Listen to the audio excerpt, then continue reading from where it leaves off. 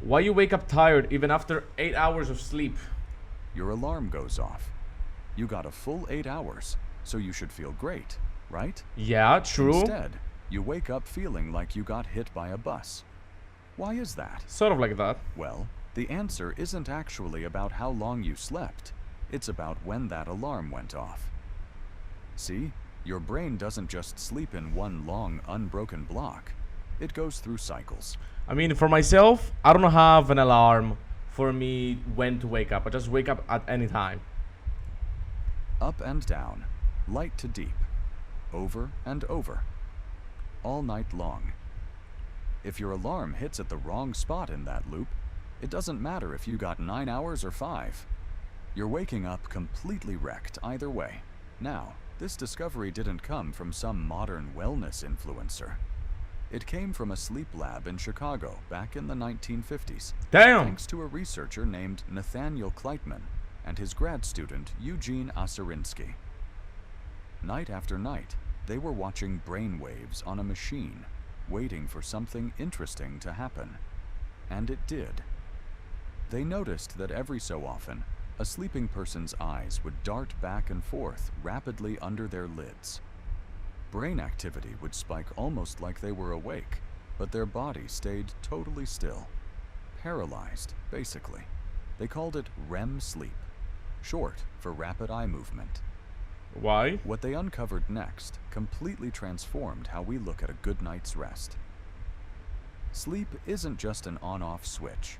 Think of it like a staircase you walk down, and then a slide right back up, over and over.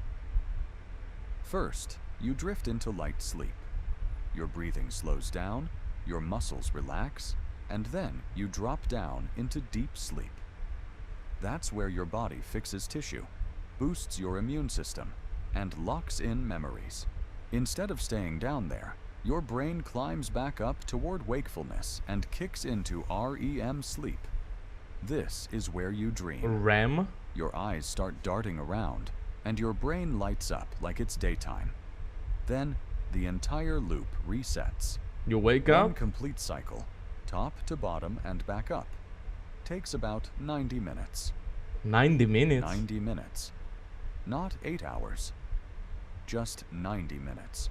Repeated 4 to 6 times throughout the night. Nah, I feel like they gotta try and take the test again. Like, this test was made in 1950, he said, okay? What about today? Maybe it's different. I don't know. They should give it a try and do another test in nowadays.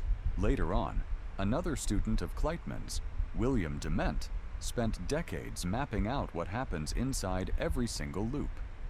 He discovered that your early cycles are heavy on deep, slow-wave sleep.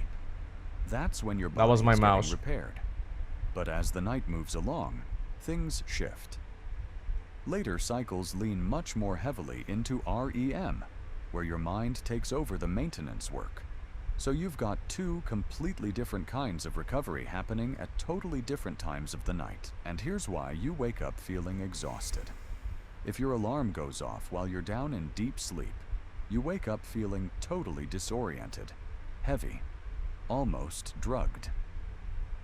Scientists call this sleep inertia, and it can easily take 20 minutes or more just to feel human again.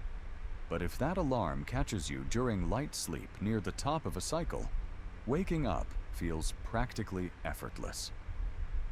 Same night, same total hours, but a completely different morning. So the real question isn't, how many hours did I sleep? It's, how many full 90-minute cycles did I actually finish? And where in the loop did I wake up? Think back to the last time you woke up naturally without... Wait, that doesn't make any sense. That doesn't make any sense. Does it mean the time you fall asleep? Like, let's say I'm gonna fall asleep at 11 and then have my 90-minute cycle like you said. Is it like when? Alarm and felt totally sharp right away. Now compare that to the last time an alarm dragged you out of what felt like the bottom of the ocean. Same body, same bed. The only real difference was timing. Honestly, It's pretty wild to think about, but for almost all of human history, nobody had any clue about this. Your ancestors didn't track sleep by the hour. They didn't have clocks ticking away at 3 a.m. You just fell They asleep. just went to sleep when it got dark and woke up in shifts, guided by the firelight, the temperature, and night sounds. Historians even found proof of first sleep and second sleep in older societies, a natural midnight break that modern culture wiped out. Your body might still be hardwired for a natural rhythm that our work clocks totally ignore. We didn't suddenly get worse at sleeping. We just got busier and started clocking rest like a shift at work. Clock in, clock out, get your 8 hours, and call it a day. But your brain was never designed around a workday schedule. It runs on natural loops. So, what are you supposed to actually do with this knowledge? The strategy researchers recommend is pretty simple to explain, even if it takes a little getting used to. Count backward in 90-minute blocks from the time you need to wake up. Wait, rather than what? Wait, what did he say? Command is pretty simple to explain, even if it takes a little getting used to. Count backward in 90-minute blocks from the time you need to wake up, rather than counting forward from when you hit the pillow. If you have to get up at 6:30, you calculate backward in 90-minute chunks, not 8 hours flat, and not some nice, neat round number that sounds responsible. Okay. You pick the multiple of 90 that aligns best with when you drift off, plus a quick buffer for how long it takes to actually fall asleep. Usually around 10 to 20 minutes. That's literally it. That's the secret. It's not about getting more sleep. It's about timing it right. So why does this work so well? And why 90 minutes specifically? It all comes down to your ultradian rhythm, a shorter loop operating beneath your main 24-hour circadian clock. What even is that? While your circadian rhythm lets your body know it's nighttime, your ultradian rhythm acts like a finer internal gear, cycling your alertness and rest all day and night. Researchers have even spotted this 90-minute cycle while you're wide awake, driving those waves of focus and burnout you feel during the day. That 2 p.m. afternoon crash? Same exact rhythm, just on a different setting. In short, your brain was never meant to operate at a flat, constant level. Awake or asleep, it naturally flows in waves. Once you realize that, so much of our daily exhaustion makes sense. We force ourselves through afternoon slumps instead of taking a quick 10-minute breather. We set alarms for round numbers instead of synced ones. We treat rest like a target number to hit instead of a rhythm to tune into.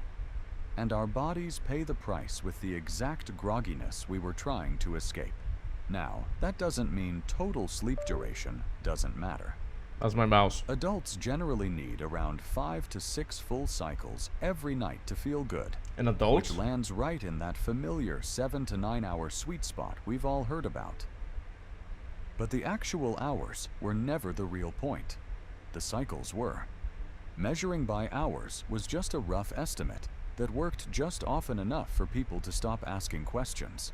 There's something really humbling about that. We spent decades obsessing over the wrong metric, counting hours as if sleep were just a gas tank to fill, when it was always a wave you either ride or fight. And maybe that's the ultimate takeaway here. You didn't need more willpower, a fancy mattress, a strict bedtime, or a longer night. You just needed to stop cutting yourself off mid-wave. So tonight, before setting your alarm, try counting backward in 90-minute blocks. I don't put alarms, instead bro. of picking a random round number. See how it feels to open your eyes at the peak of a cycle instead of the bottom. Your alarm is going to ring tomorrow morning either way. This time, you actually get to decide where in the loop it catches you. Yeah.